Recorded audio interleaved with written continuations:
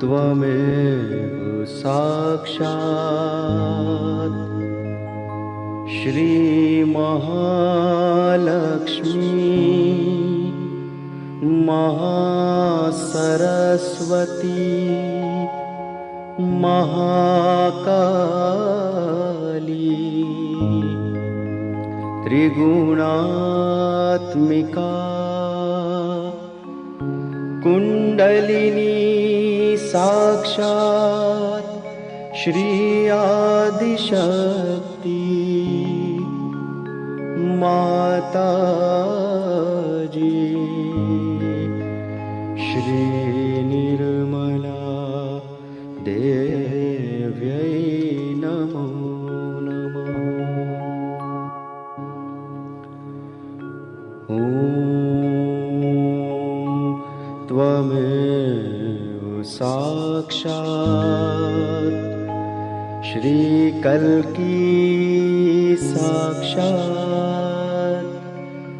श्री आदिशक्ति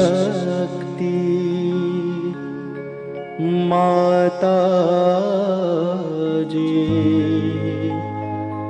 श्री निर्मला देव्यै नमो नमः। ॐ त्वमेव साक्षात् श्री कल्की साक्षात् श्री सहस्रार स्वामिनी मोक्ष प्रदायिनी माता जी श्री निर्मला देव्यै नमो नमः।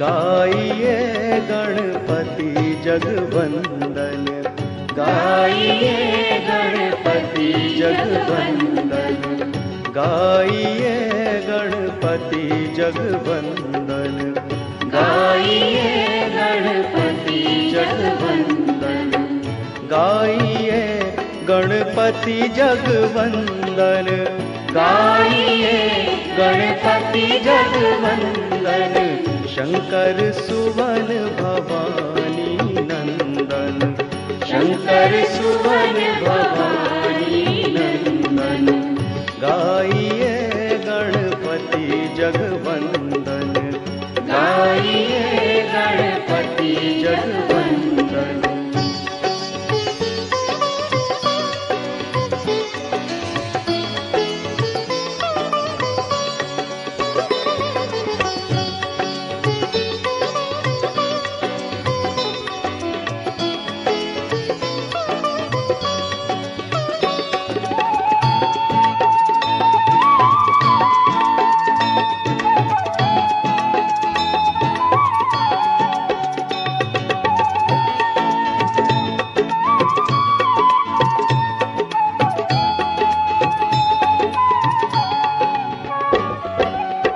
सिद्धि सदन गज बदन विनायक, सिद्धि सदन गज बदन विनायक, सिद्धि सदन गज बदन विनायक, सिद्धि सदन गज बदन विनायक, कृपा सिंधु सुंदर सब लायक, कृपा सिंधु सुंदर सब लायक, गाइए गणपति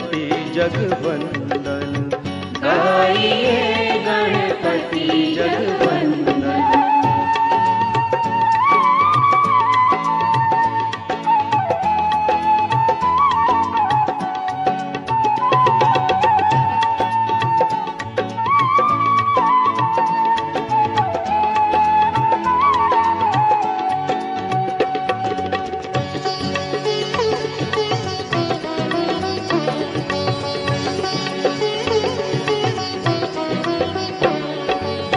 मोदक प्रिय मुद मंगल दाता, मोदक प्रिय मुद मंगल दाता, मोदक प्रिय मुद मंगल दाता, मोदक प्रिय मुद मंगल दाता। विद्या वारिधि बुद्धि विधाता, विद्या वारिधि बुद्धि विधाता। गाइए गणपति जगवंदन, गाइए गणपति जगवंदन।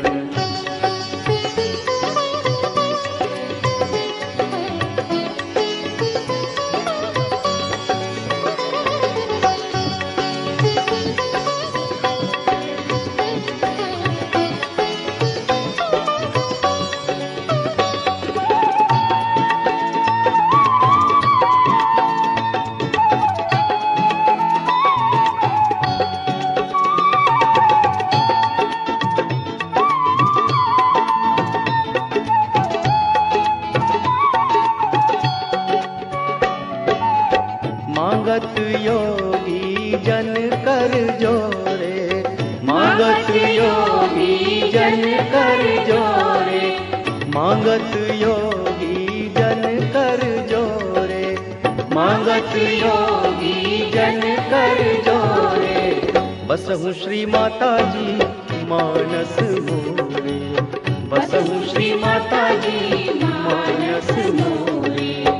गाइए गणपति जगवंदन, गाइए गणपति जगवंदन, गाइए गणपति जगवंदन, गाइए गणपति जगवंदन। शंकर सुवन भवानी नंदन, शंकर सुवन भवानी नंदन। गाइए गणपति जगवंदन, गाइए गणपति जगवंदन, गाइए गणपति जगवंदन, गाइए गणपति जगवंदन। ओम नमस्ते गणपतये, त्वमेव प्रत्यक्षं तत्त्वमसि, त्वमेव केवलं कर्तासि, त्वमेव केवलं धर्तासि, त्वमेव केवलं हर्तासि, त्वमेव सर्वं खल्विदं ब्रह्मासि, त्वं साक्षादात्मासि नित्यं।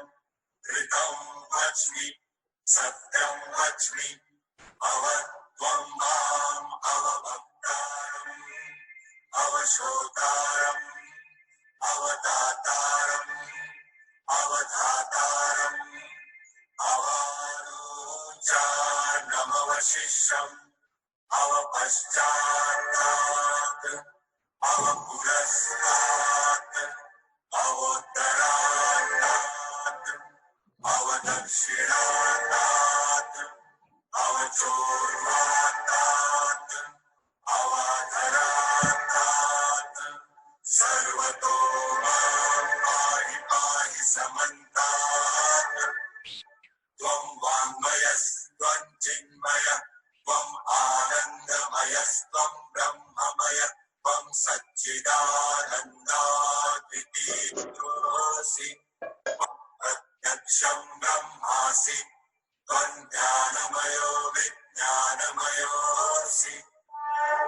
सर्वं जगदिदं त्वत्तो जायते, सर्वं जगदिदं त्वत्तस्तिष्ठति, सर्वं जगदिदं त्वयि लयमेष्यति, सर्वं जगदिदं त्वयि प्रत्येति, त्वं भूमिरापो नलो नीलो नभः त्वं चत्वारि वाक्पदानि त्वं गुणत्रयातीतः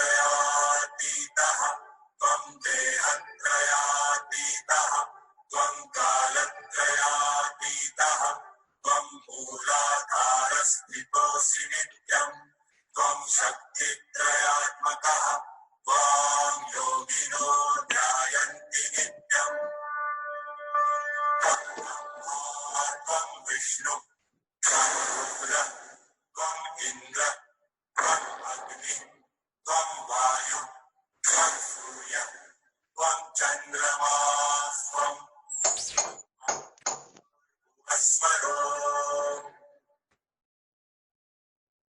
गणादिं पूर्वमुच्चार्य वर्णादिं तदनन्तरम् अनुस्वार परतरः अर्धेन्दुरसितम् कालेन रुद्धम् एतत्तव अनुस्वरूपम् तकार पूर्वरूपम् अकार मध्यमरूपम् अनुस्वारश्चान्त्यरूपम् बिन्दुरुत्तररूपम् नादसन्धानम् सन्धिः सैषा गणेश विद्या गणकऋषिः नित्यं गायत्री छन्दः गणपतिर्देवता ॐ गं गणपतये नमः एकदन्ताय विद्महे वक्रतुण्डाय धीमहि तन्नो दन्ति प्रचोदयात् एकदन्तं चतुर्हस्तं पाशमङ्कुशधारिणम् प्रदं च वरदौ हस्तै बिभ्राणं मूषकध्वजम् रक्तलम्बोदरं शूर्पकर्णकं रक्तवाससम् रक्तगन्धानुलिप्ताङ्गम् रक्तपुष्पैः सुपूजितम् भक्तानुकम्पितं देवम् जगत्कारणमच्युतम् आविर्भूतं च सृष्ट्यादौ प्रकृते पुरुषात् परम् देवं ध्यायति यो नित्यम् स योगी योगिनां वरः नमो व्रातपतये नमो गणपतये नमः प्रमथपतये नमस्ते अस्तु लम्बोदरायैकदन्ताय विघ्ननाशिने शिवसुताय श्रीवरदमूर्तये नमो नमः। ॐ त्वमेव साक्षात् श्री सिद्धार्थ गौतम बुद्ध साक्षात् श्री आदिशक्ति माताजी श्री निर्मला देव्यै नमो नमः।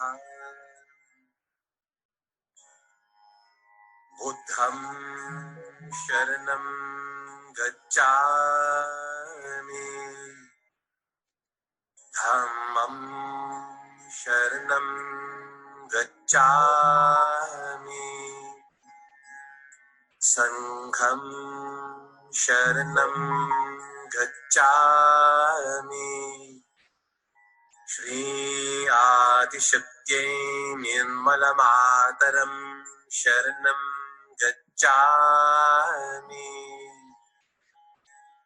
ॐ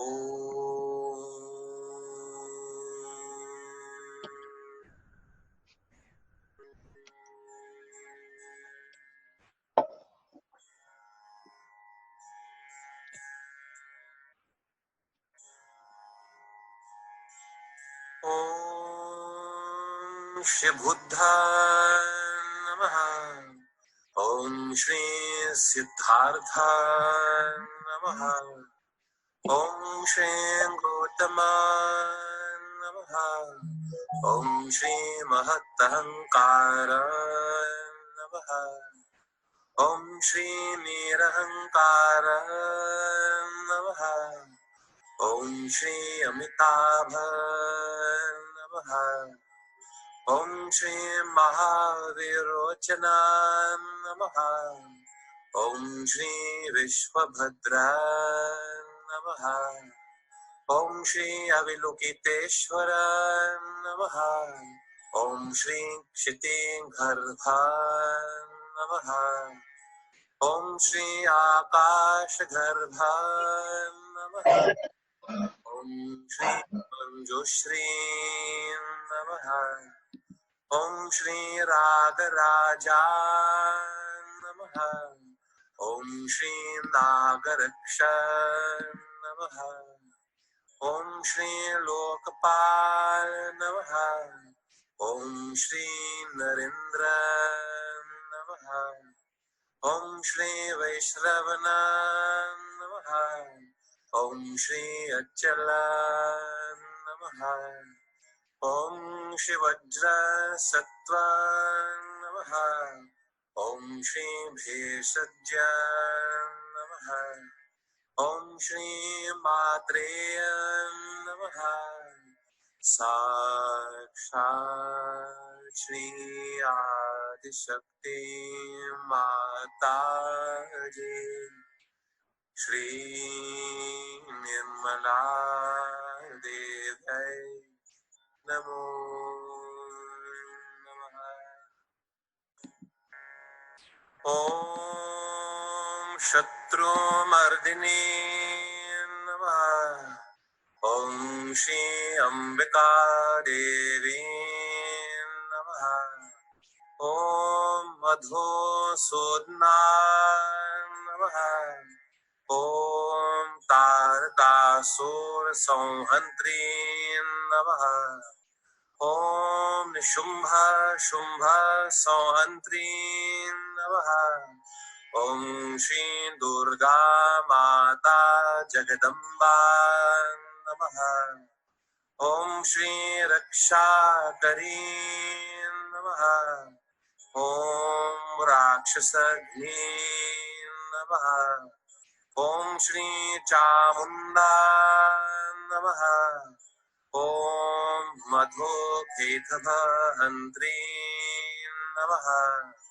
ॐ नरकान्तका नमः। ॐ भन्दासुरमर्दिनी नमः। ॐ श्री शिरदि साईनाथ नमः।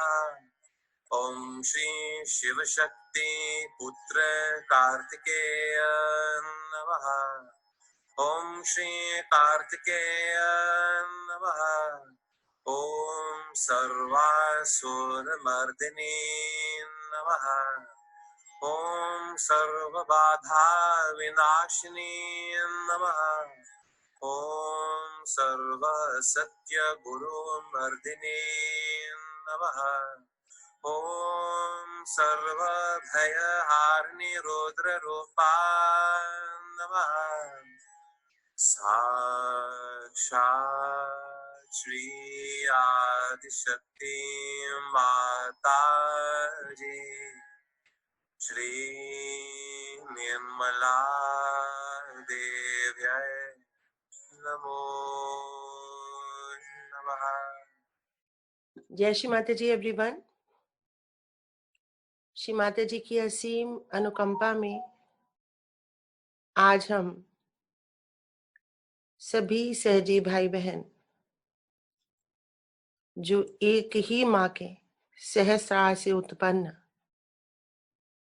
उनके प्रिय बच्चे यहाँ उपस्थित हैं, भारत के विभिन्न शहरों से और भारत के बाहर कुछ अन्य देशों से भी श्री माता जी से विनती करेंगे, प्रार्थना करेंगे, अनुमति लेंगे। हे परम पावनी माँ,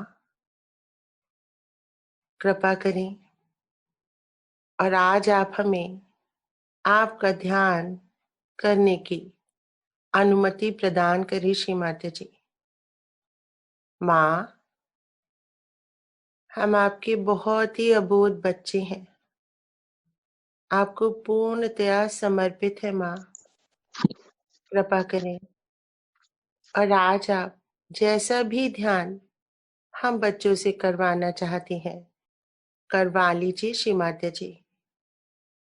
माँ, हमें इस ध्यान के लिए तैयार कर दीजिए श्री माता जी।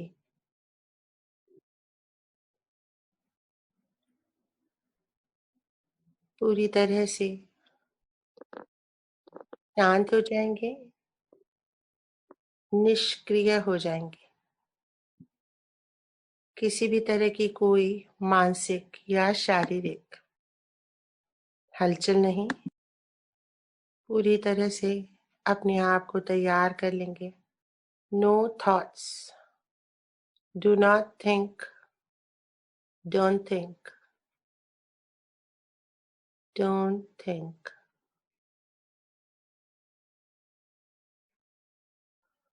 पूरा चित्त एकदम शांत और मध्य हृदय में।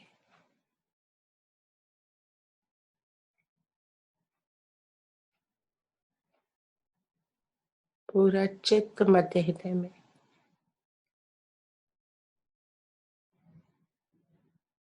बहुत सुंदर। कुंडली चढ़ा के बंधन ले लेंगे।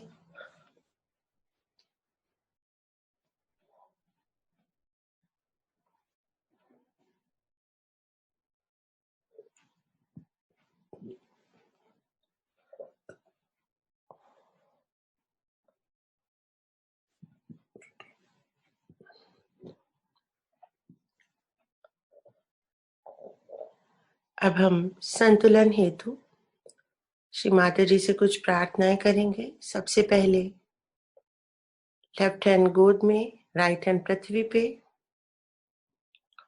प्रार्थना करेंगे। हे परम पावनी माँ, कृपा करें और मेरे शरीर के बाएं भाग में जो भी रोग है, दोष है, विकार है, भूत बाधाएं हैं, किसी भी प्रकार के तांत्रिकों के, मांत्रिकों के पजेशंस है, मेरे पूर्वजों के कर्मों के बंधन जो आनुवंश की बीमारियों के रूप में बार बार मेरे साथ आ रहे हैं, कृपा करें और इन सभी नेगेटिविटीज को आप अपने पृथ्वी तत्व में विलीन कर लें श्री माता जी। विलीन कर लें माँ, विलीन कर लें श्री माता जी। पूरा चित्त शरीर के बाएं भाग में।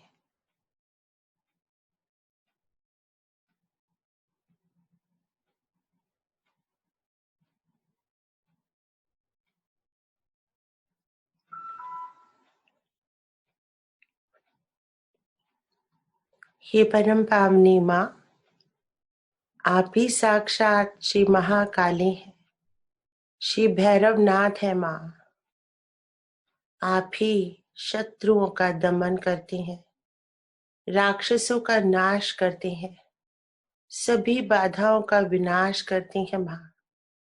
मेरे सभी भय को दूर करती हैं माँ। आप ही सब असत्य गुरुओं का मर्दन करती हैं श्री माता जी।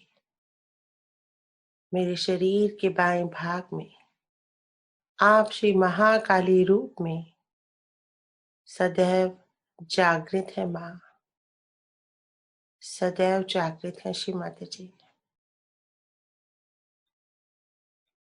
कृपा करें माँ और मेरे अंदर के सभी विकारों को पूर्णतया नष्ट कर दीजिए श्री माता जी। मेरी अशुद्ध इच्छाओं को आप पूर्णतया नष्ट कर दीजिए माँ। मेरी अपूर्ण इच्छाएं जो पूरी होने योग्य हैं उन्हें पूर्ण कर दे माँ। मुझे निरीच्छ बनाए माँ, निरीच्छ बना दे श्री माता जी। और जो अपूर्ण इच्छाएं पूर्ण होने योग्य नहीं उन्हें नष्ट कर दे माँ, पूर्णतया नष्ट कर दीजिए श्री माता जी।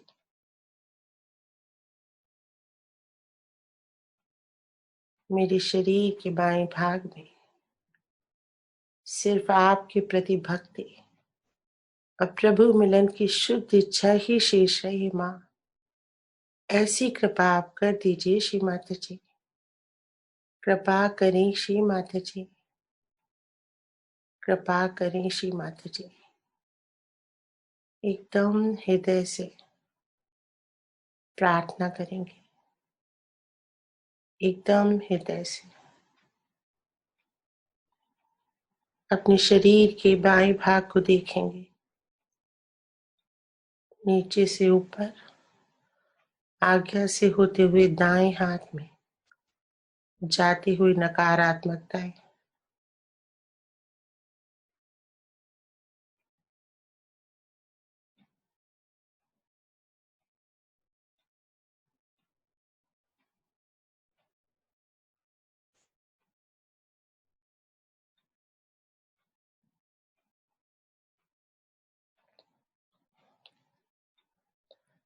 बहुत सुंदर। राइट हैंड गोद में, लेफ्ट हैंड आकाश की तरफ प्रार्थना करेंगे। हे परम पावनी माँ, मेरी पिंगला नाड़ी में जो गर्मी है मेरे संतुलन को खराब करती है माँ, मध्य में नहीं आने देती है माँ। ऐसी गर्मी जो मेरी अतिशय विचारशीलता से, क्रियाशीलता से पैदा हो रही है माँ, इस गर्मी को आप अपने आकाश तत्व में विलीन कर लीजिए श्री माता जी। हे परम पावनी माँ, आप ही साक्षात मेरी भाग्य विधाता है, मेरे जीवन की रचयिता हैं आप माँ, महासरस्वती हैं आप।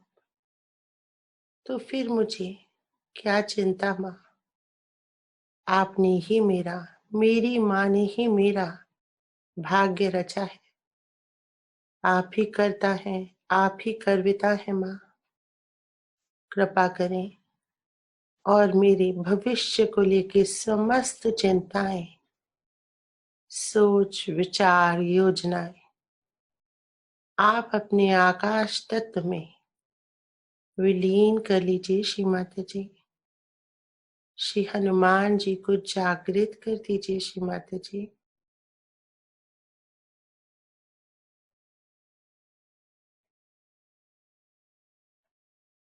और जिन कार्यों को भी आप पूर्ण करना चाहती हैं, जो मेरे चित्त को भटकाते हैं, मेरे अधूरे कार्य, बिगड़े हुए कार्य, उनको आप संवार दे श्री माता जी।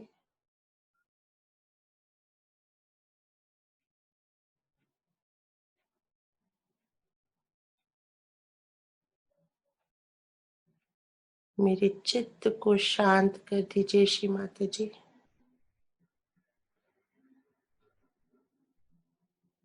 पूर्ण हृदय से प्रार्थना है। हम कह रहे हैं और माँ सुन रही हैं, आशीर्वादित कर रही हैं, अपने ही अंदर से पूर्ण हृदय से प्रार्थना करेंगे।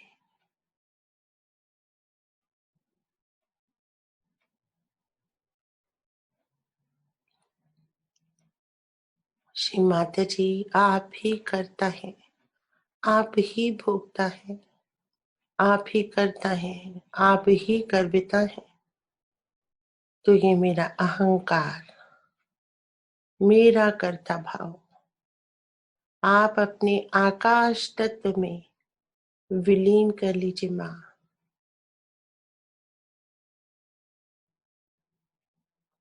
मैं कुछ नहीं करती, ना मैं कर सकती, फिर मैं क्यों प्रयास कर रही हूँ माँ?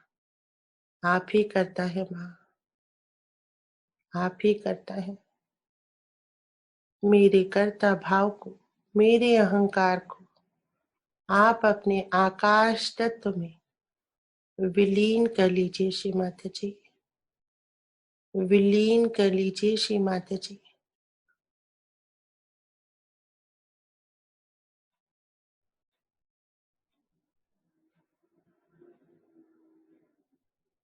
श्री हनुमान जी को जागृत कर दीजिए।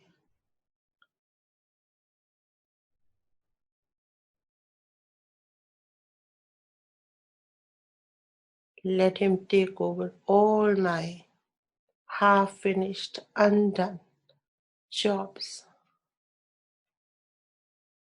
I surrender myself, my thinking, all the activities, planning to your will, to your desire, to your planning.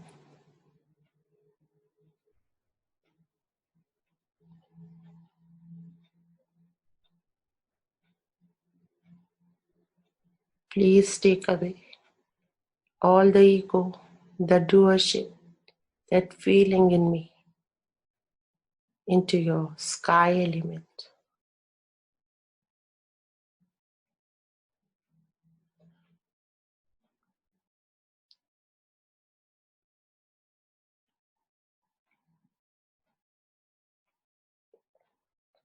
पूर्ण हृदय से प्रार्थना करेंगे, माँ मेरे भविष्य को आप पूर्णतया अपने हाथों में ले लीजिए माँ, पूर्णतया।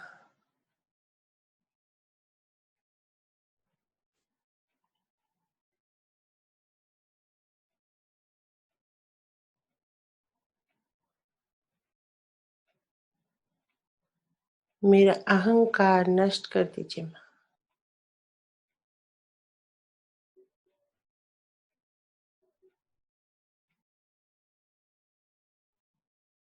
मेरे पिंगला नाड़ी की सभी कर्मी अपने आकाश तत्व में खींच लीजिए।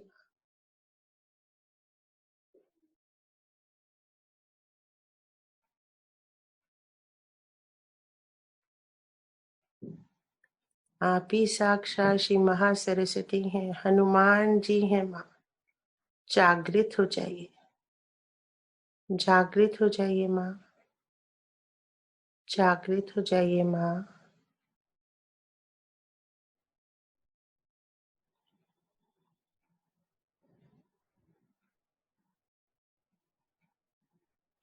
लेफ्ट हैंड से आकाश में जाता हुआ सारा दोष विकार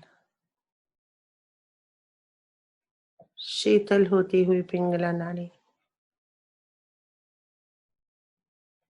अपने ही अंदर जाना है।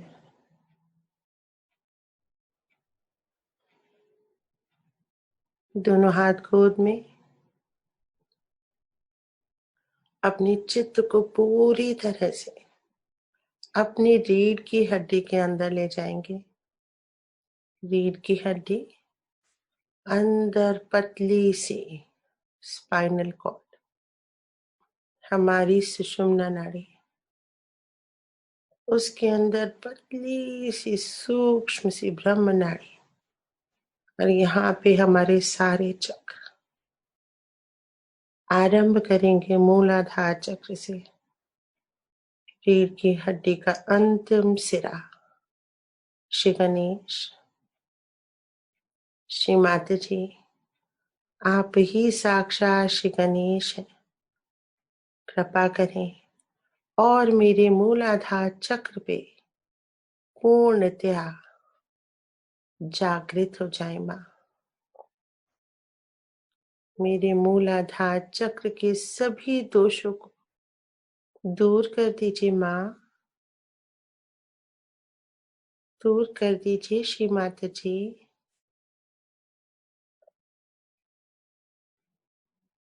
श्री गणेश जी की समस्त गुण, समस्त शक्तियां मेरे मूलाधार चक्र पे प्रवाहित कर दीजिए माँ।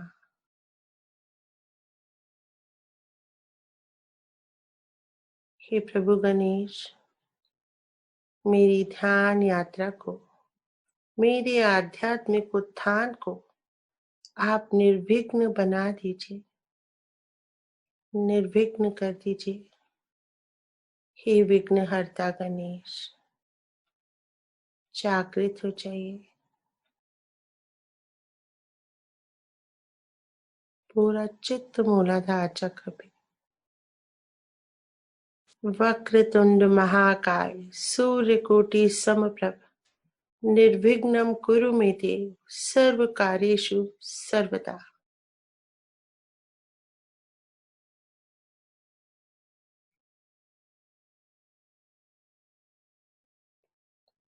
चित्त को थोड़ा ऊपर उठाएंगे, रीढ़ की हड्डी के अंतिम सिरे से थोड़ा ऊपर, त्रिकोणाकार अस्थि में गौरी कुंडलिनी माँ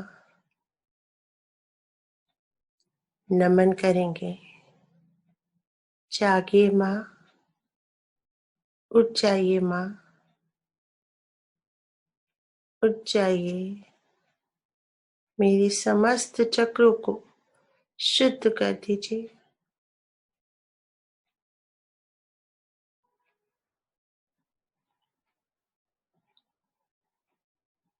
ऊपर उठाएंगे चित्त को स्वादिष्ठान चक्र पे। श्री ब्रह्मदेव सरस्वती संपूर्ण ज्ञान, निर्मल ज्ञान, शुद्ध इच्छा, परम को पाने की इच्छा।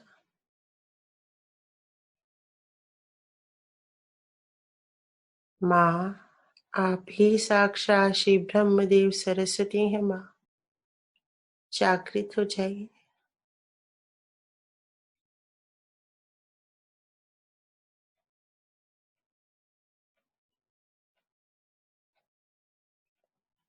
इस शुद्ध इच्छा और संपूर्ण निर्मल ज्ञान की जागृति से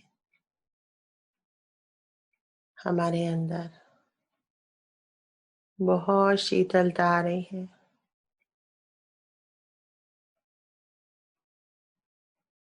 पूरा चित्त अपनी रीढ़ की हड्डी के अंदर उठाएंगे। चित्त को धीरे से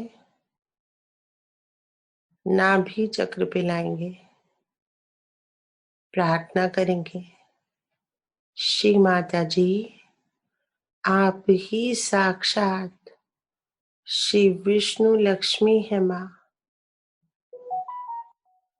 माँ कृपा करें और श्री लक्ष्मी जी के समस्त गुण, धन, वैभव, दान, पुण्य, आनंद, गृहस्थ जीवन का सुख,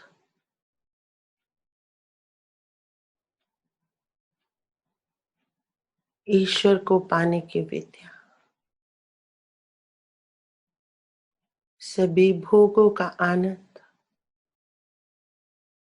और योग का जागरण मेरे नाभि चक्र पे प्रदान करिए माँ। आशीर्वादित करिए श्री माता जी। सुख, शांति, संतोष मेरे नाभि चक्र पे आप प्रवाहित कर दीजिए। मुझे समाधानी बना दीजिए माँ। पूरा चित्त नाभि चक्र पे, पूरा चित्त नाभि चक्र पे।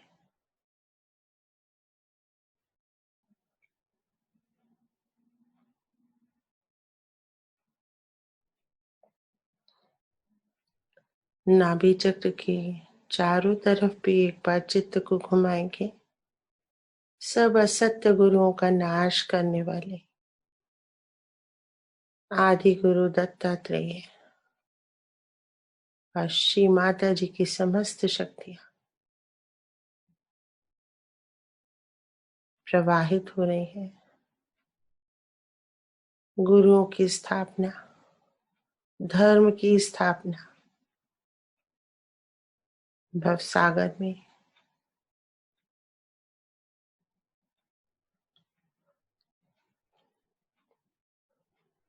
ऊपर उठाएंगे चित्त को। दुर्गा चक्र में मध्य हृदय श्री माता जी समस्त शक्तियों के साथ, समस्त देवी देवताओं के साथ हमारे मध्य हृदय में श्री दुर्गा माता जगदम्बा स्वरूप में विराजित है।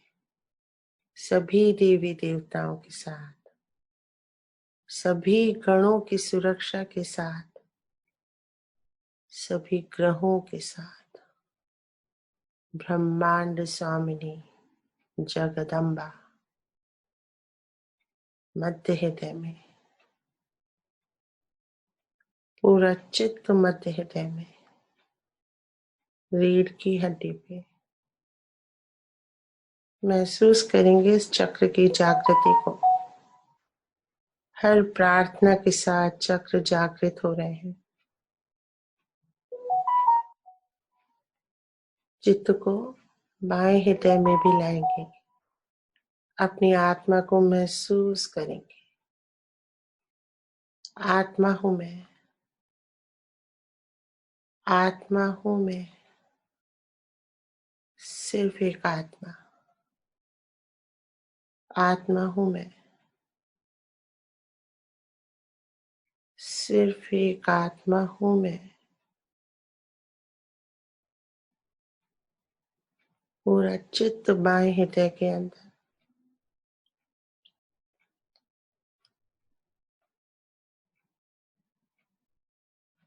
महसूस करेंगे अपनी आत्मा को।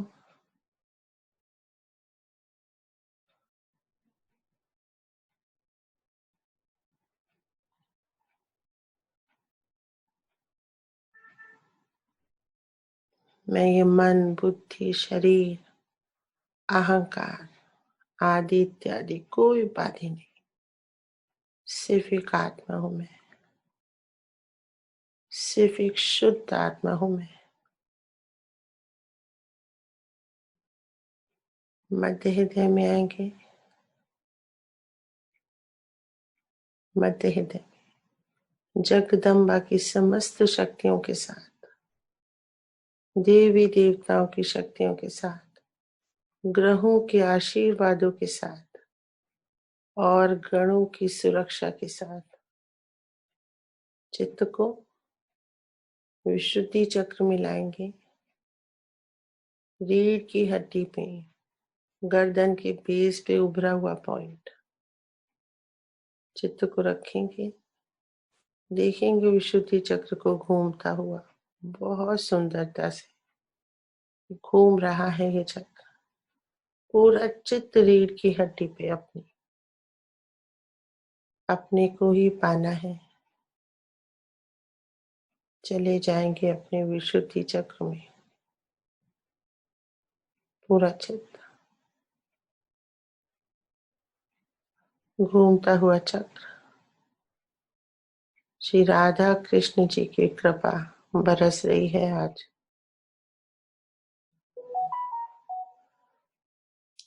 चित्त को ऊपर लाएंगे। बैक आज्ञा पे श्री महागणेश, महागणपति,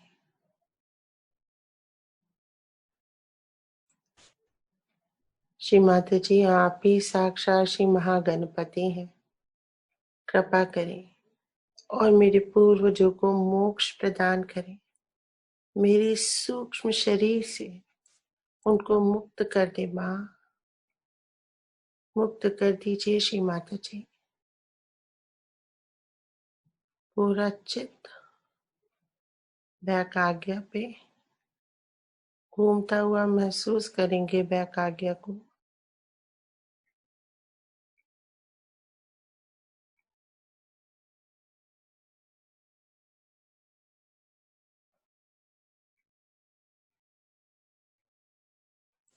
चित्त को फ्रंट आज्ञा पे भी लाएंगे। श्री यीशु मेरी को प्रणाम करेंगे। क्षमा की शक्ति का वरदान उनकी ही तप से हमको मिला। नमन करेंगे। ब्रह्मरंध्र पे आएंगे। श्री माता जी के श्री चरणों को देखेंगे। सुंदर श्री चरण।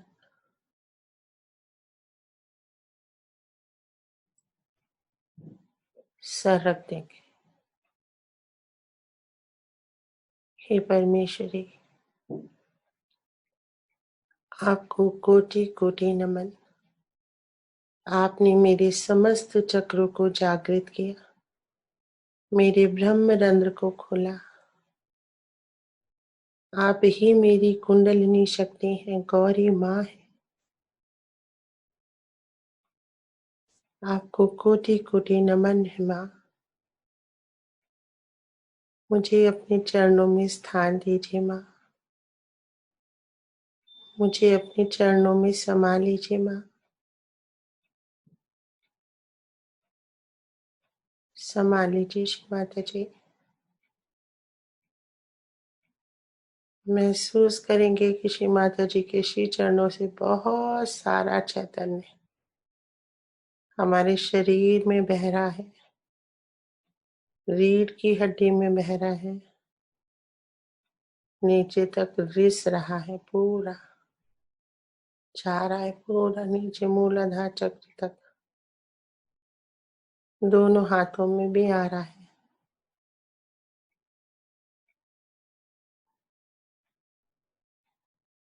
श्री चरण पूरी कुंडलिनी शक्ति एक सर्प के रूप में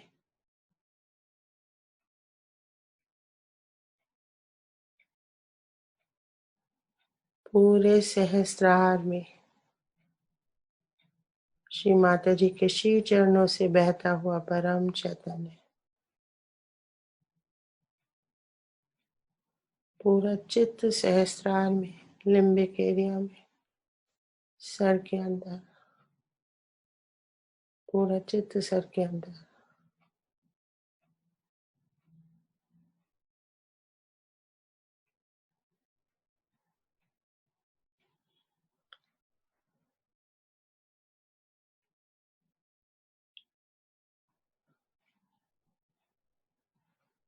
पूरा चित्त श्री माता जी के श्री चरणों में। महामंत्र लेंगे और गणेश मंत्र।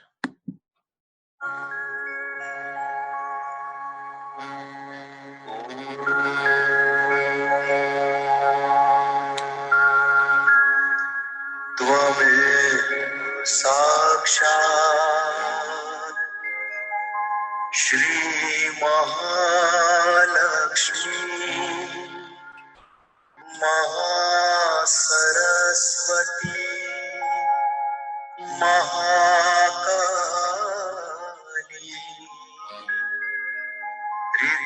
त्रिगुणात्मिका कुंडलिनी साक्षात् श्री आदिशक्ति माता जी श्री निर्मला देव्यै नमः।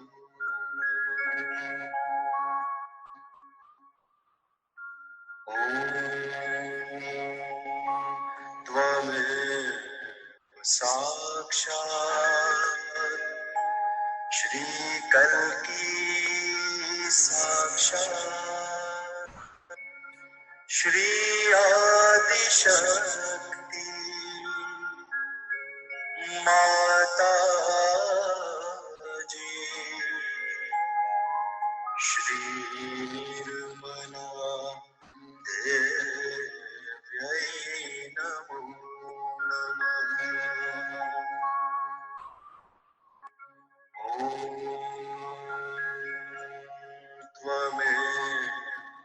साक्षात् श्री कल्की साक्षात् श्री सहस्रार स्वामिनी मोक्ष प्रदायिनी माता जी श्री निर्मला देव्यै नमो नमः। ॐ त्वमेव साक्षात् श्री गणेश साक्षात् श्री आदिशक्ति माता जी श्री निर्मला देव्यै नमो नमः। Lord Buddha, as you know, was Gautama, the one who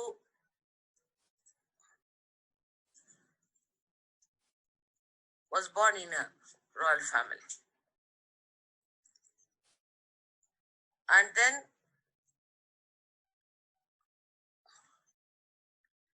he became an ascetic because he was very much hurt to see three types of problems from which human beings suffer. And he came to conclusion all these three types of problems are because we have desires. So he said that if you become desireless, then there will be no problem for you. So he studied Vedas, he studied Upanishads, he studies all kinds of things. He went to many saints and many people. He could not get his realization. Actually, he was an incarnation. The incarnation also has to reach a point of realization in a different way. Like the whole potential has to open out. But the incarnation has tremendous potential. And that expresses itself once the door is open outward.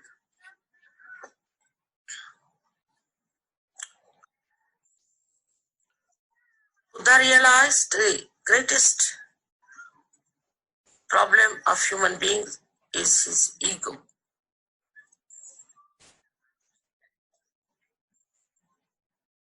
In his ego, he goes to the extremes,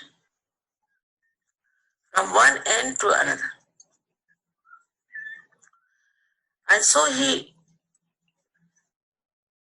worked throughout on the Pingala Nadi for us and stationed himself on our ego to control it. If you see on the Agya Chakra, if in the center is Christ, we have on the left Buddha and on the right is Mahavira. All of them are called as lords because they are rulers of these three areas. Now this area of Agya is the area of tapas, is of penance. Because they have done penance for us, we don't have to do any penance. They have done for us everything that is possible. That's how the Sahajogis don't have to do any penance. They are in a beautiful place, having a nice vibrations. They don't have to go in the jungles, run away from the society and hide themselves in a place where there could be scorpions, could be snakes, could be tigers, could be any danger to life.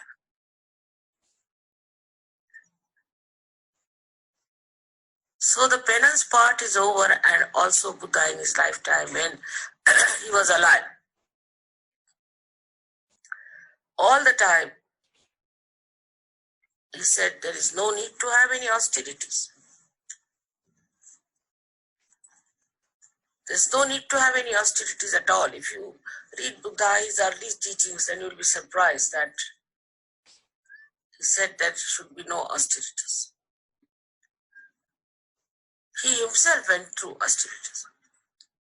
But that was the time, Samayachar was time, where they needed people who would go all out to do the propagation of his ideas. So most of them took to a kind of a life, but he never believed in any austerities. Moreover, he was not a vegetarian.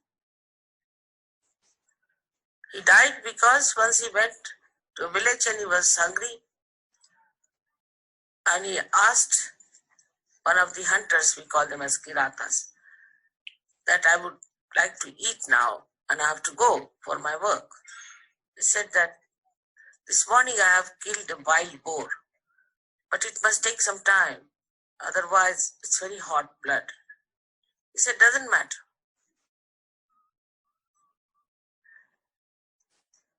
Very significant, right side, to take the red meat of a wild boar without getting it cooled down. He ate it and he died with that. Everything that they do has a meaning. As we find meaning in the life of Christ, we find in the meaning of Buddha also. That is the reason why the Buddhists became vegetarians. Because Buddha died eating that hot meat, they became vegetarians. But that doesn't mean that everybody has to become vegetarian. Those who have ego, is better they are vegetarians. Right side people are better with the vegetarian food, more, and the left side more with the protein, that we know very well.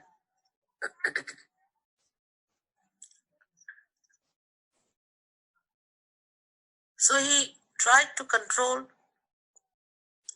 the people who were with him in a way which was very loving and affectionate. But what was the accent in his message is to be understood. There was one boy who came to him and asked him that, sir, will you initiate me into Buddhism? It was not Islam that time. Will you initiate me? He said, my child, only the Brahmins can be initiated, meaning the realized souls. What is your birth?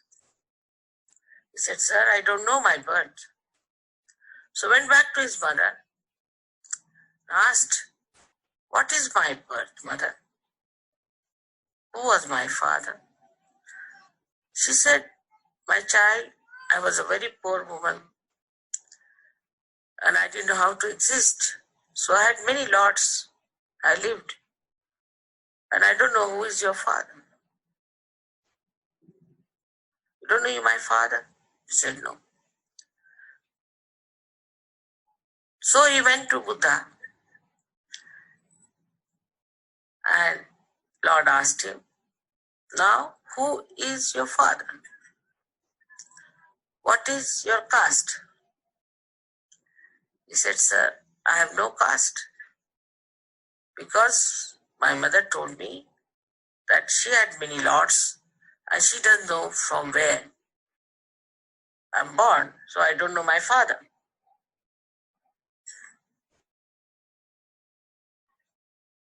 So Buddha embraced. He said, you are the Brahmin.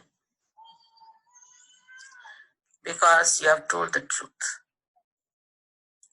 So the essence of his life is truth. First, we have to be honest to ourselves. And I find some people find it very difficult to be honest to themselves. They know how to escape the truth. They know how to manage to get out of it. They'll give some argument or they'll give some explanations. Whom are you giving explanation to? Yourself only. Your spirit is residing within you, which is enlightened in your attention. And now, whom are you explaining? To your own spirit.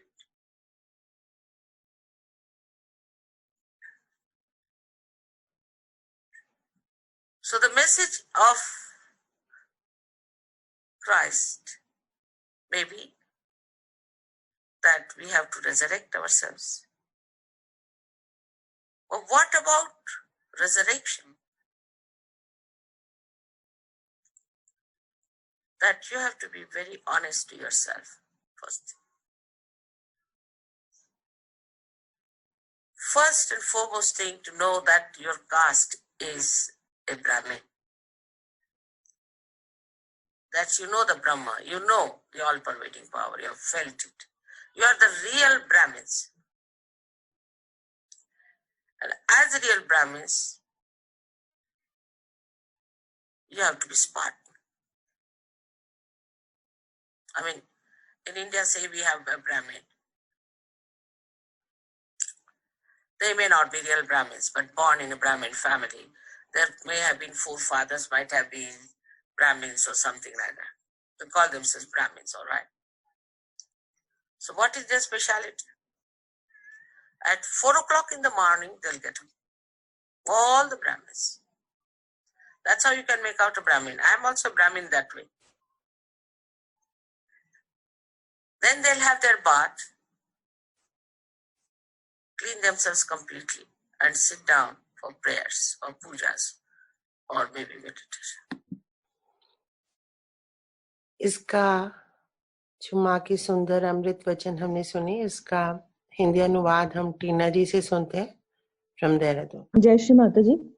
जय श्री माता जी।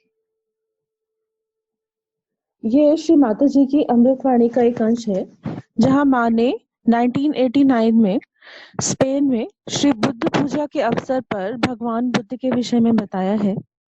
आज हम यहाँ भगवान बुद्ध की पूजा करने के लिए आए हैं।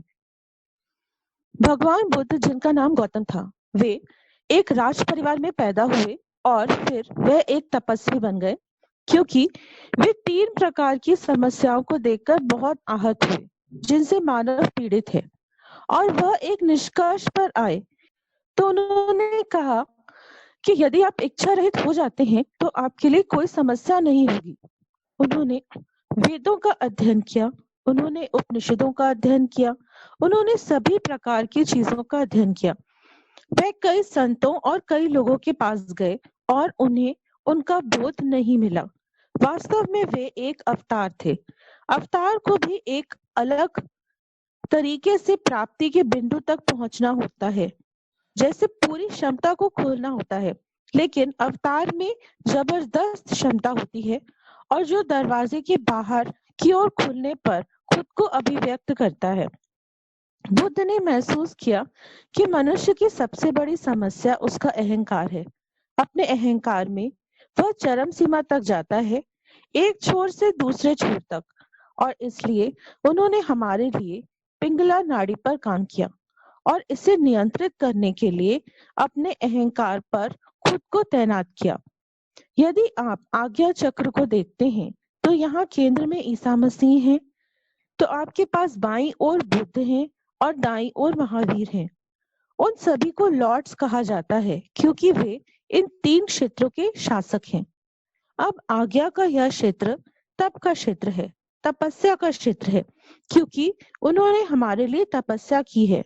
हमें कोई तपस्या करने की आवश्यकता नहीं है, इसका मतलब है कि उन्होंने हमारे लिए वह सब कुछ किया है जो संभव है। यही कारण है कि सहज योगियों को कोई तपस्या करने की जरूरत नहीं है। वे एक सुंदर जगह में हैं, जो एक अच्छा कंपन है।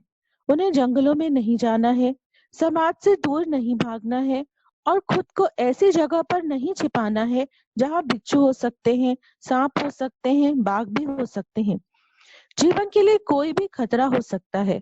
इसलिए तपस्या का हिस्सा खत्म हो चुका है और बुद्ध के जीवन काल में भी जब वे जीवित थे, हर समय उन्होंने कहा कोई तपस्या करने की आवश्यकता नहीं है। यदि आप बुद्ध उनकी प्रारंभिक शिक्षाओं को पढ़ते हैं तो आप पाएंगे कि वे कहते हैं कोई तपस्या नहीं होनी चाहिए। वे स्वयं तपस्या से गुजरे। इसके अलावा वे शाकाहारी नहीं थे।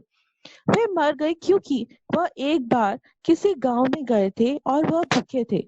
उन्होंने एक शिकारी से पूछा, जिन्हें हम किरात कहते हैं, कि अब मैं खाना चाहूंगा और मुझे अपने काम के लिए जाना होगा। किरात ने कहा कि आज सुबह मैंने एक जंगली सुअर को मार डाला है, लेकिन इसमें कुछ समय बाद ही खाना चाहिए, अन्यथा इसका रक्त बहुत गर्म है। बुद्ध ने कहा कोई फर्क नहीं पड़ता, ये दाईं ओर के लिए अत्यंत महत्वपूर्ण है। उन्होंने उसे खा लिया और वह उसी के साथ मर गए। उन्होंने जो भी कुछ किया है उसका एक अर्थ है। जैसा कि हम ईसा मसीह के जीवन में अर्थ पाते हैं, हम बुद्ध के जीवन में भी अर्थ पाते हैं। यही कारण है कि बौद्ध लोग शाकाहारी बन गए, क्योंकि बुद्ध उस गर्म मांस को खाने से मर गए। वे शाकाहारी बन गए, लेकिन इसका मतलब यह नहीं कि हर किसी को शाकाहारी बनना है। जिन्हें अहंकार है वे शाकाहारी है तो बेहतर है। राइट साइड लोग शाकाहारी भोजन और बाईं ओर के लोग प्रोटीन वाला भोजन ले तो बेहतर है, जिसे हम अच्छी तरह से जानते हैं। इसलिए उन्होंने उन लोगों को नियंत्रित करने की कोशिश की जो उनके साथ एक तरह से थे, जो बहुत प्यार करने वाले और स्नेही थे। लेकिन उनके संदेश में क्या उच्चारण था, इसे समझा जाना चाहिए। एक लड़का जो उनके पास आया और उसने भगवान बुद्ध से पूछा कि महोदय, क्या आप मुझे बुद्धत्व की दीक्षा देंगे? बुद्ध ने कहा, मेरे बच्चे, केवल ब्राह्मणों को ही दीक्षा दी जा सकती है, जिसका अर्थ है आत्म साक्षात्कारी आत्माओं को। तुम्हारा जन्म क्या है? उस लड़के ने कहा, महोदय, मैं अपना जन्म नहीं जानता। वह अपनी माँ के पास गया और पूछा, माँ, मेरा जन्म क्या है? मेरे पिता कौन थे? उसकी माँ ने कहा, मेरे बच्चे, मैं बहुत गरीब महिला थी और मुझे नहीं पता कि मैं कैसे जीवित रहूं, इसलिए मेरे कई मालिक थे। मैं रहती थी और मुझे नहीं पता कि तुम्हारे पिता कौन है। आप मेरे पिता को नहीं जानती? उसने कहा, नहीं। तो वह भगवान बुद्ध के पास गया। उन्होंने पूछा, अब तुम्हारा पिता कौन है और तुम्हारी जाति क्या है? उसने कहा, महोदय, मेरी कोई जाति नहीं है, क्योंकि मेरी माँ ने मुझे बताया कि उसके पास कई मालिक थे और वह नहीं जानती कि मैं कहाँ से पैदा हुआ हूँ, इसलिए मैं अपने पिता को नहीं जानता। तो भगवान बुद्ध ने उसे गले लगा लिया और कहा, तुम ब्राह्मण हो, क्योंकि तुमने सच कहा है। यही बुद्ध के जीवन का सार सत्य है। पहले हमें खुद के प्रति ईमानदार होना होगा, और मुझे लगता है कि कुछ लोगों को खुद के प्रति ईमानदार होना बहुत मुश्किल लगता है। वे सच्चाई से बचना चाहते हैं। उन्हें पता है कि कैसे इससे बचना है। इससे बाहर निकलने के लिए वे कुछ तर्क देंगे या फिर वे कुछ स्पष्टीकरण देंगे। आप किसको स्पष्टीकरण दे रहे हैं? केवल खुद को। आपकी आत्मा आपके भीतर निवास कर रही है, जो आपके चित्त को प्रकाशित करती है। और अब आप किसको समझा रहे हैं? अपनी आत्मा को। इसलिए ईसा मसीह का यह संदेश कि हमें स्वयं को पुनर्जीवित करना होगा। लेकिन कैसे पुनरुत्थान हो? पहली बात, आपको अपने आप से बहुत ईमानदार होना चाहिए, और महत्वपूर्ण बात यह है कि आपकी जाति एक ब्राह्मण है। आप ब्रह्म को जानते हैं, आप सर्वव्यापी शक्ति को जानते हैं, आपने इसे महसूस किया है। आप असली ब्राह्मण हैं, और असली ब्राह्मण होने के नाते आपको संयमी होना होगा। मेरा मतलब है, भारत में उदाहरणार्थ हम एक ब्राह्मण को लें। वे असली ब्राह्मण नहीं भी हो सकते हैं, लेकिन पैदा एक ब्राह्मण परिवार में हुए हैं, या हो सकता है कि उनके पूर्वज ब्राह्मण रहे हों, या ऐसा कुछ हुआ हो कि वे खुद को ब्राह्मण कहते हैं, ठीक है, तो उनकी क्या विशेषता है? सभी 4 बजे जागेंगे। इस प्रकार आप एक ब्राह्मण को पहचान सकते हैं। मैं भी ब्राह्मण हूँ। वे स्नान करेंगे, अपने आप की सफाई करेंगे और फिर वे ध्यान में बैठेंगे। जय श्री माता जी।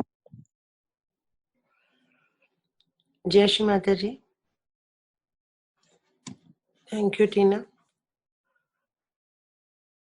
श्री माता जी ने इसमें इस अमृतवाणी के इस अंश में जो हमें बताया, जो ग्रहण करने योग्य है और जिसको प्रैक्टिकली हमें समझना चाहिए, कि सबसे पहली बात तो आज्ञा चक्र पे जो 3 देवता बैठे हैं, महावीर जी हमारी लेफ्ट नाड़ी जो क्रॉस होके आज्ञा से हमारे राइट कान के ऊपर और मध्य मस्तक से वहां तक का सारा पीछे तक का एरिया कवर करती है, क्योंकि ये घूम के पीछे जाती है नाड़ी। और जो राइट नाड़ी जो आज्ञा चक्र से क्रॉस होके लेफ्ट कान के ऊपर से घूम के पीछे की तरफ जाती है। तो यहाँ पे जो भी 3 देवता हैं, श्री महावीर जी और बुद्ध जी और जीसस क्राइस्ट, इन सबको भगवान कहते हैं। भगवान महावीर, भगवान बुद्ध, भगवान जीसस क्राइस्ट, तो सब भगवान मानते ही हैं, ईश्वर के पुत्र यीशु। सो इनको भगवान क्यों कहा जाता है? क्योंकि इनके बिना आज्ञा चक्र नहीं खुल सकता, और इन्होंने हमारे आज्ञा चक्र को खोलने के लिए बहुत तपस्या की, और इन्हीं की तपस्या के फलस्वरूप आज हमारी सुंदर जीवन से जीते हुए भी हम आज्ञा चक्र क्रॉस कर लेते हैं। क्योंकि आज्ञा चक्र के क्रॉस किए बिना हम अपने साक्षात्कार को प्राप्त नहीं हो सकते हैं। हम ईश्वर के साम्राज्य में, सहस्त्रार के क्षेत्र में नहीं पहुंच सकते हैं। तो इनकी तपस्या की हमें पता है, क्राइस्ट को क्रूसिफिकेशन बेयर करना पड़ा हमारा आज्ञा चक्र पार करने के लिए। भगवान बुद्ध और भगवान महावीर दोनों ही राजाओं के राजकुमार थे, राजा थे, और उन्होंने सब कुछ त्याग दिया और तपस्या की, और तब उनकी कुंडलनी जागृत हुई श्री आदि शक्ति की कृपा से। तो उनकी तपस्या के फलस्वरूप आज हम आनंद उठा रहे हैं सहज योगी, क्योंकि उन्होंने हमारा आज्ञा चक्र खोल दिया। तो जो भगवान बुद्ध का हम सब जानते हैं कि वो सिद्धार्थ नामक राजकुमार थे, और उनका विवाह हुआ तो उनको कुछ विरक्ति हुई और वो उसी रात ही बाहर निकल गए।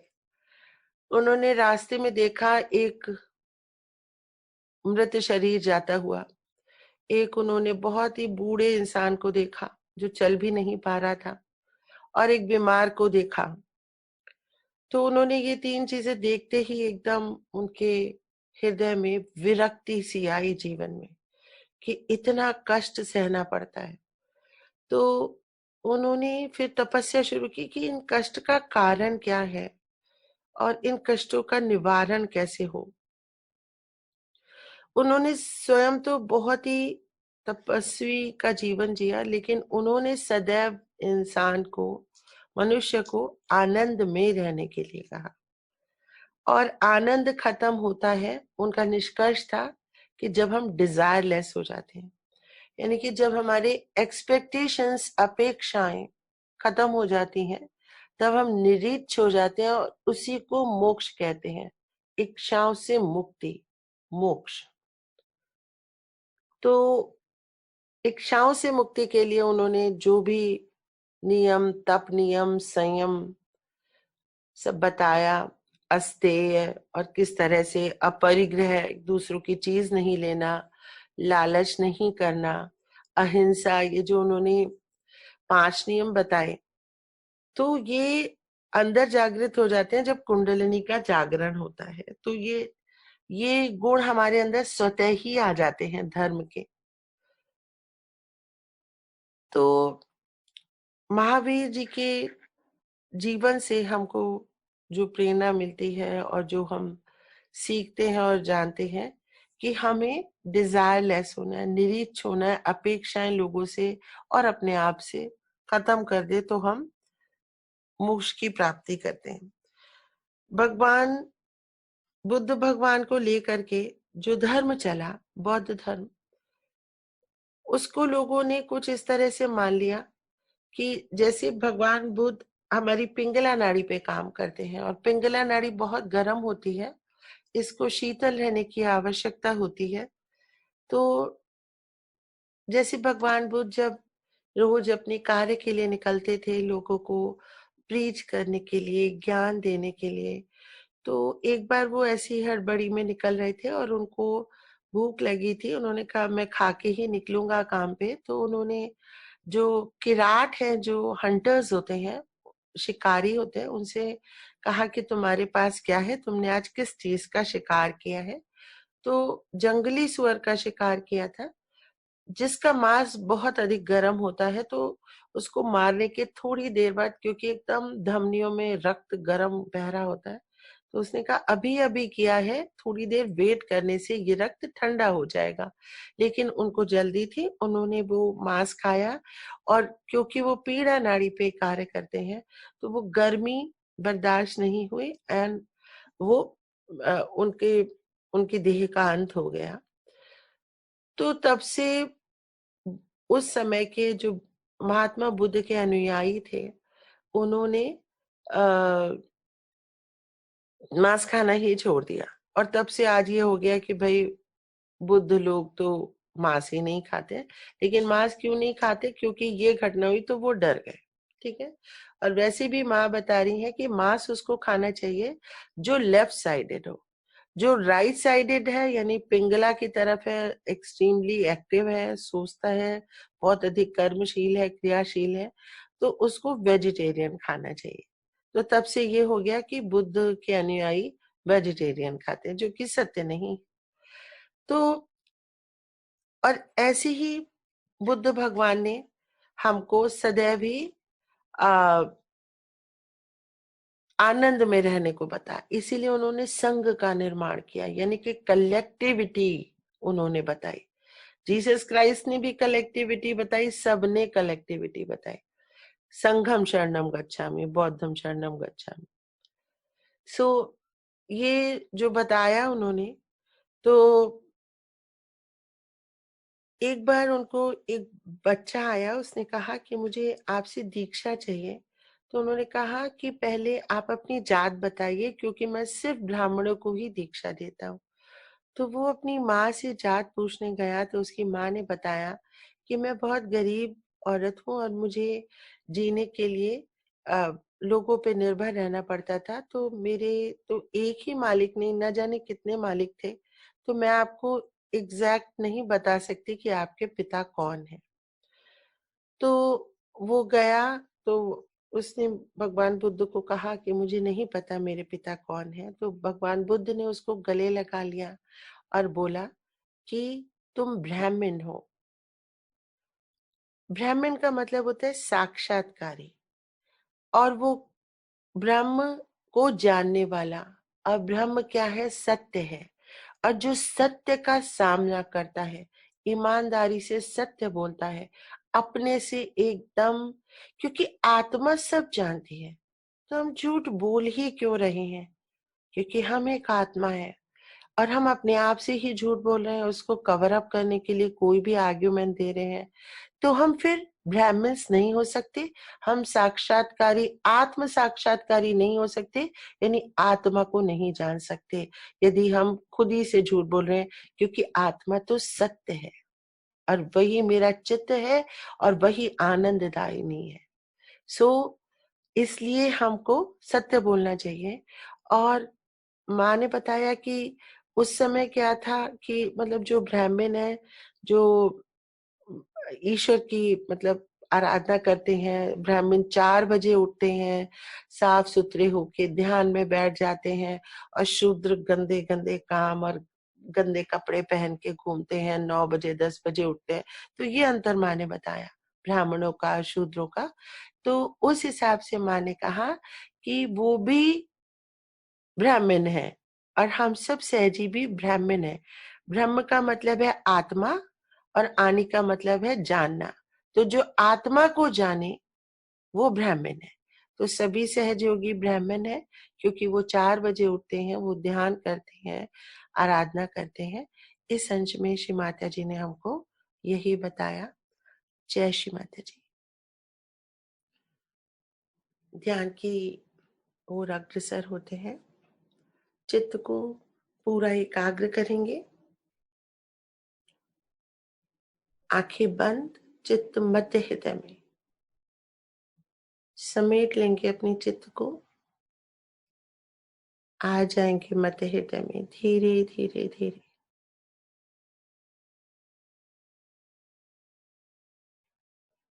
गहरी सांस भरेंगे और छोड़ेंगे 2 बार, और तीसरी बार सांस भर के रोकेंगे और जगदम्बा 12 बार बोलेंगे।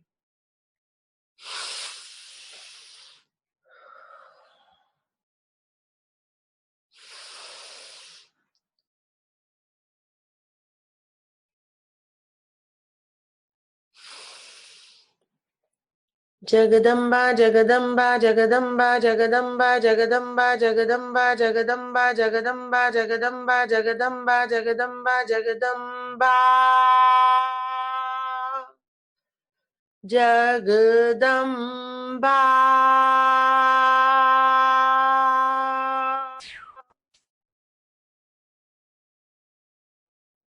पूरा चित्त मध्य हृदय,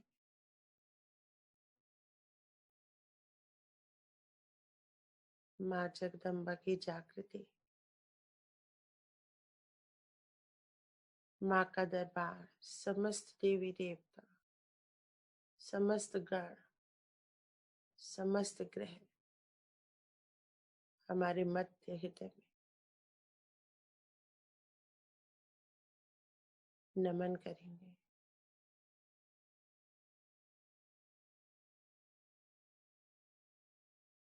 आशीर्वादित होंगे।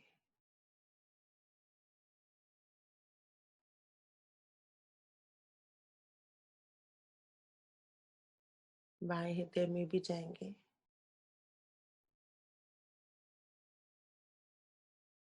अपनी आत्मा को महसूस करेंगे।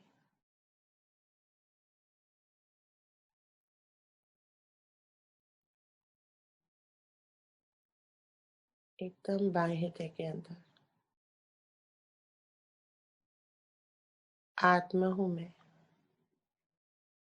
सिर्फ एक आत्मा हूं मैं।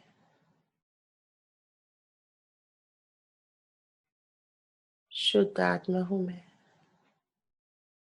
मैं शरीर नहीं हूं, आत्मा हूं मैं।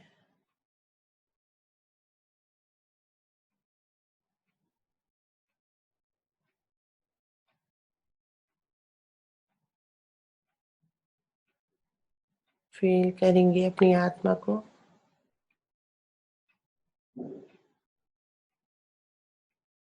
बहुत सुंदर।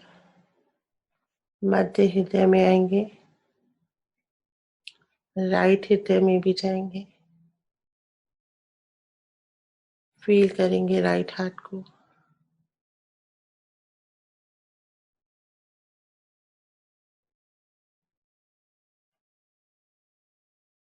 फिर से मध्य हृदय में आएंगे।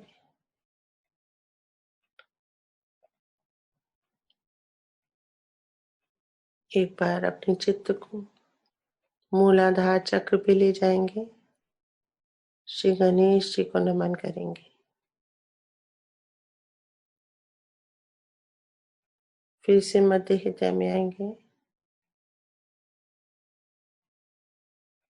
जगदम्बा को नमन करेंगे और जगदम्बा की समस्त शक्तियों के साथ, समस्त देवी देवताओं की शक्तियों के साथ, समस्त गणों की सुरक्षा में ग्रहों के आशीर्वादों के साथ चित्त को विशुद्धि चक्र मिलाएंगे, विराट से जुड़ जाएंगे, विराट हो जाएंगे, विराट हो जाएंगे। माँ, आप साक्षात विराटांगना है, श्री कृष्ण की शक्ति है आप। मुझे विराट का अंग प्रत्यंग बना लो माँ, अंग प्रत्यंग बना लो माँ।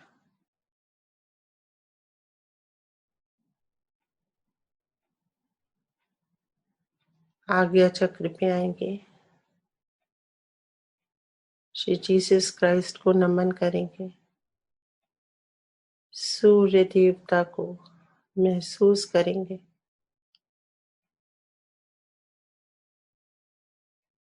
आज्ञा चक्र पे।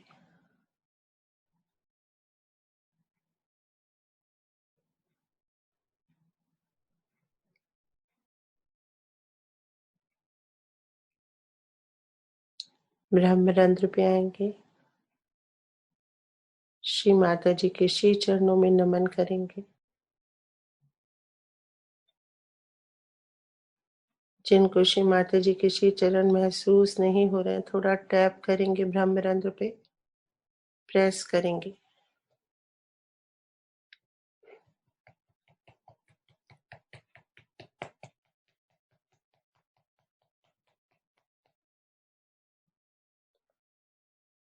प्रेस करेंगे, देखेंगे अब माँ के श्री चरण बाहर आ गए हैं। नमन करेंगे श्री चरणों में, अनुमति लेंगे ऊपर की ध्यान यात्रा की।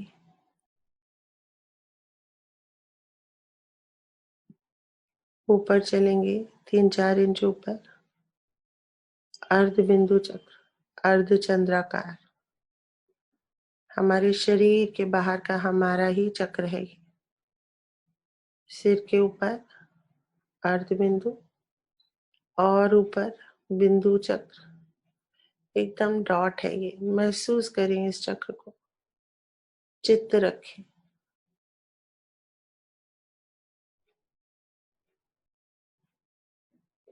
और ऊपर वलय चक्र, जहाँ दोनों हाथ मिलते हैं, वलय चक्र घूम रहा है चूड़ी के आकार का। महसूस करेंगे इसको, चित्त एकदम एकाग्र, एकदम एकाग्र। वलय चक्र, प्रदक्षिणा, प्रदक्षिणा लेंगे और ऊपर कुंडलिनी शक्ति जा रही है सब चक्रों को भेदती हुई। ऊपर भी छोटे छोटे कई चक्र हैं, उनको भी पार करते हुए आकाश तक कुंडलिनी शक्ति, आकाश से संपर्क, कुंडलिनी माँ का परम चैतन्य बरसने लगे हैं। भीग जाएंगे परम चैतन्य में। कुंडलिनी शक्ति और ऊपर जा रही है, आकाश को पार करके। अंतरिक्ष, सुंदर अंतरिक्ष, नेबुलास, मिल्की वेज, आकाश गंगाएं चारों तरफ। मंगल ग्रह को नमन करेंगे, ऑरेंज कलर के। बुध ग्रह, बृहस्पति ग्रह, शुक्र ग्रह, शनि ग्रह, सूर्य, चंद्रमा,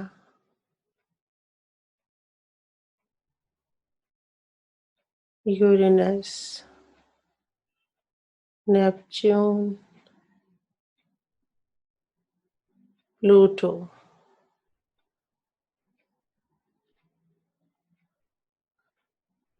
सब ग्रहों का आशीर्वाद लेंगे और ऊपर चलेंगे, अंतरिक्ष के भी परे, और ऊपर और ऊपर और ऊपर, शून्य सरोवर, 2 पैरेलल लाइंस है यहाँ पे। आइंस्टाइन का टॉर्शन एरिया शून्य सरोवर में श्री सदाशिव, विशाल का श्री सदाशिव दर्शन करेंगे।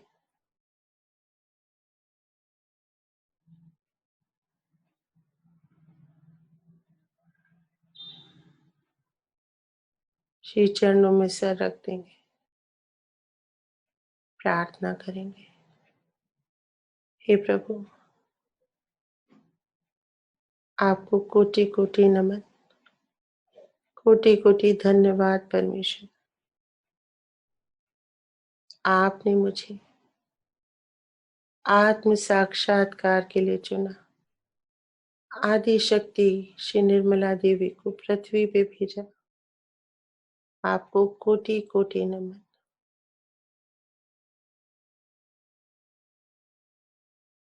महसूस करेंगे हमारे माथे से बहुत कुछ श्री चरणों में जा रहा है। जाने देंगे, जाने देंगे। हमारे सारे दुख, कष्ट, कलेश, संताप, पाप श्री चरणों में समाहित हो रहे हैं। होने देंगे, होने देंगे, होने देंगे।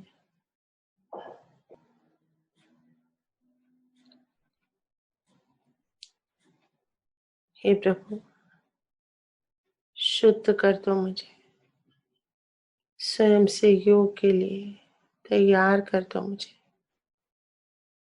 शुद्ध आत्मा बना दो मुझे, एकदम शुद्ध,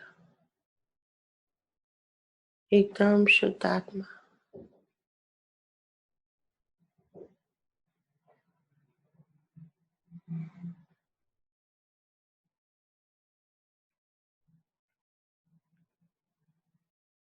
धीरे धीरे सर को उठाएंगे।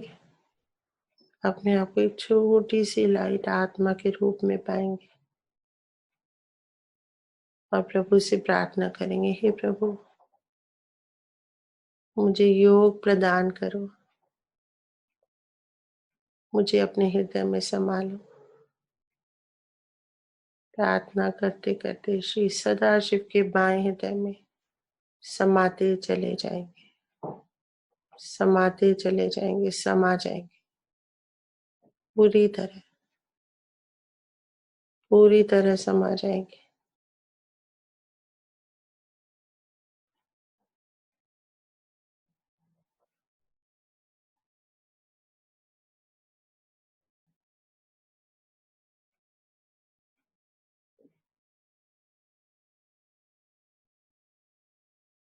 पूरी तरह समा जाएंगे।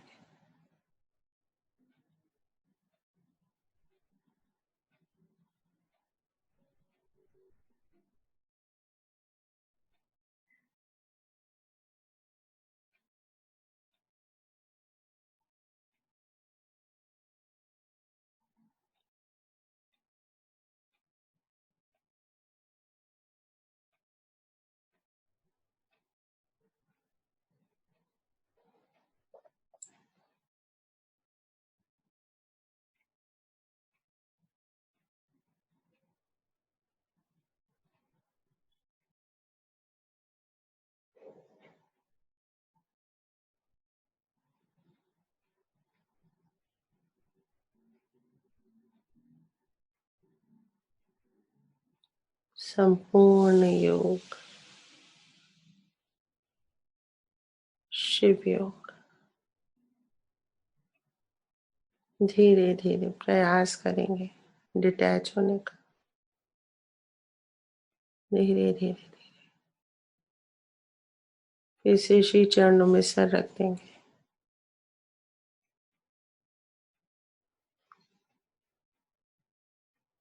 मृत्युंजय महारुद्र त्राहि मां शरणं।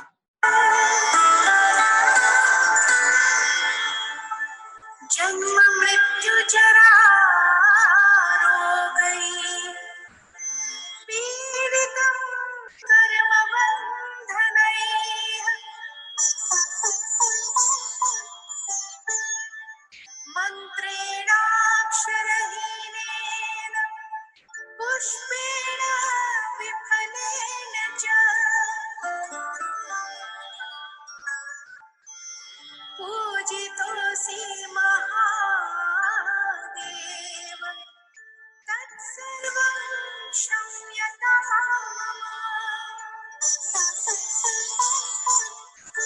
कर चरण कृतं वाक्कायजं कर्मजं वा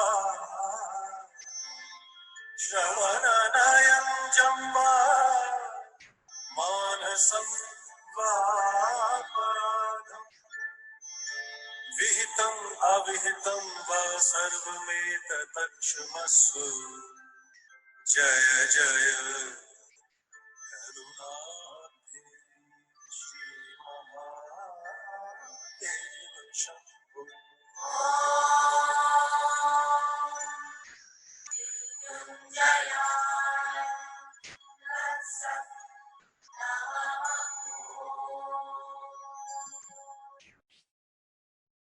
श्री सदाशिव से क्षमा प्रार्थना।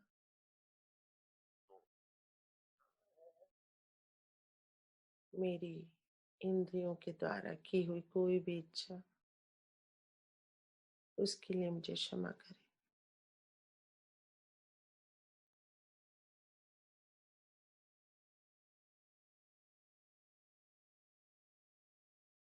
धीरे धीरे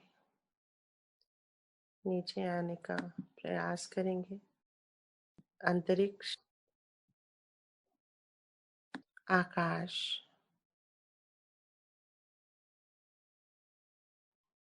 धीरे धीरे सहस्रार, लगातार शिवलोक से आता हुआ परम चैतन्य हमारे ऊपर बरस रहा है। Divine rains are falling on us. We are getting drenched completely.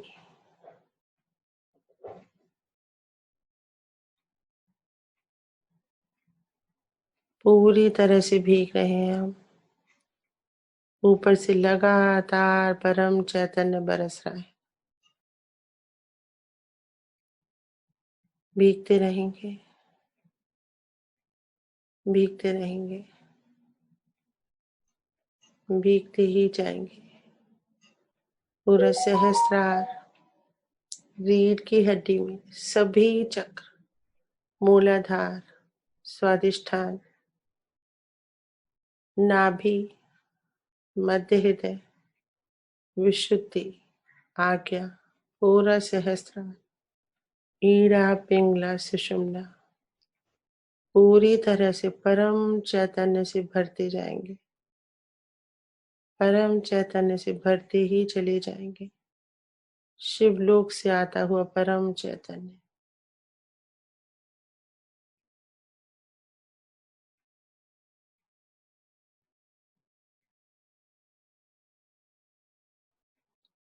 अब हम अपने चित्त को पूरी विश्व कल्याण के लिए अपने चित्त से परम चैतन्य फैलाएंगे। अमेरिका में ज्यादा से ज्यादा सहयोगी बन सके, माध्यम बनेंगे इस सुंदर कार्य का। हमारे चित्त से परम चैतन्य पहुंच रहा है पूरे अमेरिका के नक्शे पे, अफ्रीका पे, एशिया पे, पूरे एशिया के मानचित्र पे, नक्शे पे चित्त को घुमाएंगे, परम चैतन्य फैलाएंगे सब तरफ। यूरोप में France, Italy, Germany, England, Australia, पूरे ऑस्ट्रेलिया के नक्शे पे, भारतवर्ष, पूरे भारतवर्ष में ज्यादा से ज्यादा सहयोगी बने। हमारे चित्त के माध्यम से परम चैतन्य चारों तरफ फैला देंगे। चारों तरफ, पूरे इंडिया में चारों तरफ सुख शांति, विश्व निर्मल धाम फैल जाए, ऐसी प्रार्थना करेंगे। अपने सहस्रार पे आएंगे, अपने पूरे घर में फैला देंगे परम चैतन्य। चित्त से सब जगह जाएंगे अपने घर में। जिनको भी हम जानते हैं और नहीं जानते हैं, कहीं भी हमारे आसपास के जो भी लोग हैं, सब जगह परम चैतन्य पहुंचा देंगे। सबके हृदयों में हमको पसंद करने वाले, नापसंद करने वाले, सब हृदय में परम चैतन्य।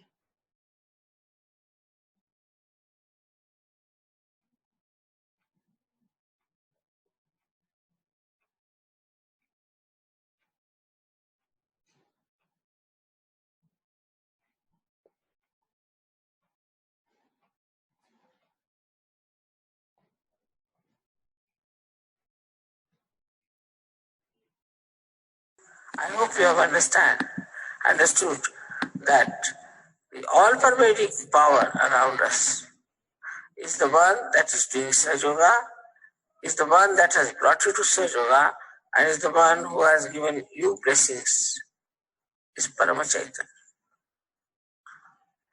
through which it has worked out. So today's prayer should be that we be more and more aware that we are part and parcel of that Param Chaitanya, and that we can feel that. We can use that power. We can work it out.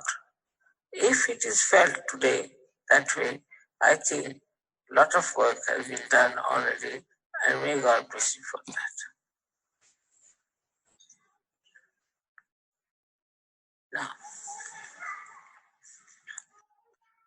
so when you are doing this puja, please remember that you are worshipping me as Param Chaitanya. And so, you have to just think that you are dealing with reality itself.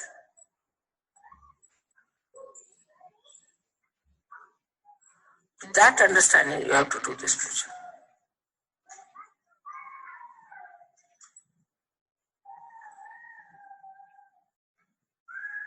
May God bless you.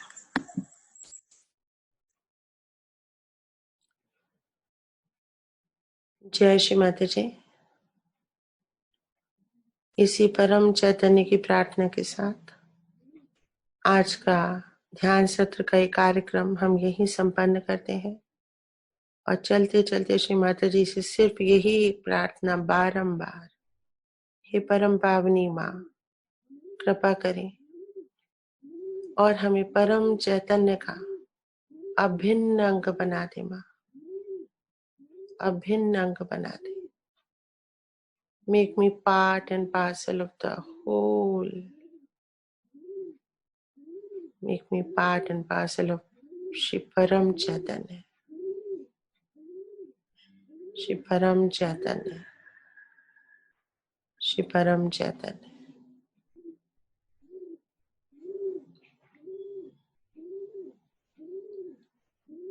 हे परम पावनी माँ, मेरे सहस्त्रार से फैलता हुआ परम चैतन्य सदैव परमार्थ के लिए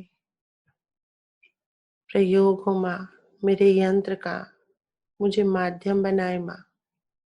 आपका प्रेम जन जन तक पहुंचाऊं, इसका माध्यम बना ले श्री माता जी।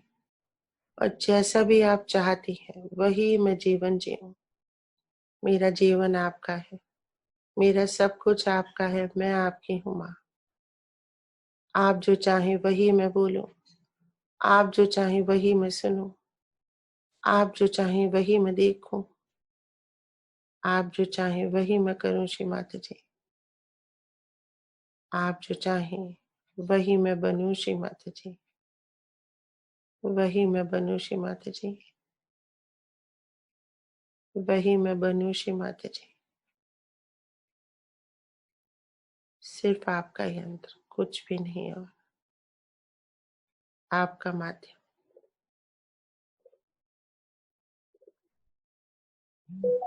हे परम पावनी माँ, कृपा करें और अपनी गुण और शक्तियां मुझे प्रदान करें, जिससे मैं आपका सशक्त और सुंदर यंत्र बन सकूं। श्री माता जी कृपा करें। श्री माता जी हर पल, हर वक्त, हर क्षण आप मेरे साथ अपनी समस्त शक्तियों के साथ मेरे मध्य हृदय में विराजे मां, मेरे मध्य हृदय में विराजे श्री माता जी। और मैं ये कभी न भूलूं कि मैं एक आत्मा हूं, सिर्फ एक आत्मा और कुछ भी नहीं। आत्मा हूं मैं, एक सर्वशक्तिमान आत्मा, सर्वत्र व्याप्त आत्मा।